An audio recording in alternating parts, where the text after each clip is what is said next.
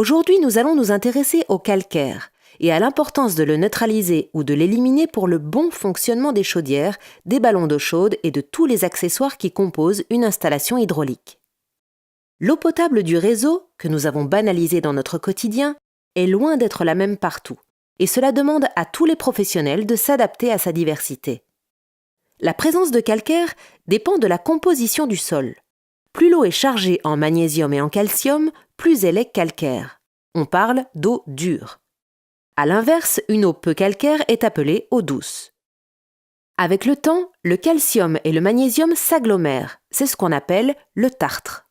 Le tartre se dépose sur toute la chaîne du réseau de distribution d'eau, dans les canalisations, jusqu'aux ballons d'eau chaude, au robinet et même sur l'électroménager. Il obstrue les canalisations, limite le débit de circulation. Les accessoires comme les circulateurs sont plus sollicités et s'usent plus vite. La présence de tartre est particulièrement problématique pour les chauffe-eau et les échangeurs des chaudières murales qui servent à la production d'eau chaude sanitaire.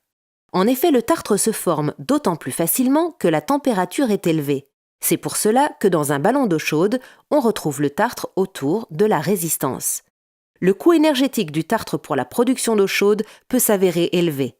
En effet, le tartre a un fort pouvoir isolant.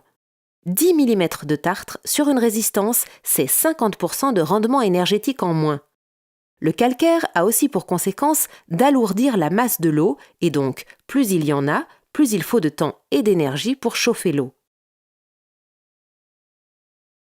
Le deuxième effet néfaste du calcaire, c'est l'accélération de la corrosion des matériaux. La corrosion augmente l'embouage des réseaux et réduit la durée de vie des équipements. À cause de ces problèmes, certains fabricants de chaudières et de ballons d'eau chaude conditionnent l'application de leur garantie constructeur à la qualité de l'eau, notamment à sa teneur en calcaire. Si l'eau de réseau est calcaire, la garantie constructeur ne s'applique donc pas. Pour éviter les risques de tartre et de corrosion, il est important de savoir, chantier par chantier, si vous êtes en présence d'eau douce, calcaire ou très calcaire. Pour définir la teneur en calcaire, on utilise le titre hydrotimétrique, plus simplement appelé TH.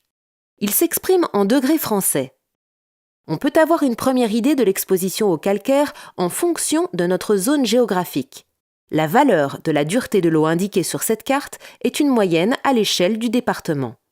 Pour connaître précisément la qualité de l'eau en un lieu donné, il est conseillé de contacter la compagnie qui distribue l'eau potable sur votre chantier ou, plus rapide, réaliser un test.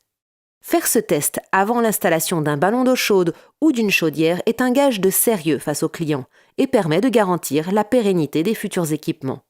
Vous l'avez compris, le calcaire est l'ennemi des réseaux hydrauliques. Traiter le calcaire, c'est protéger la plomberie et les sanitaires et allonger la durée de vie des installations.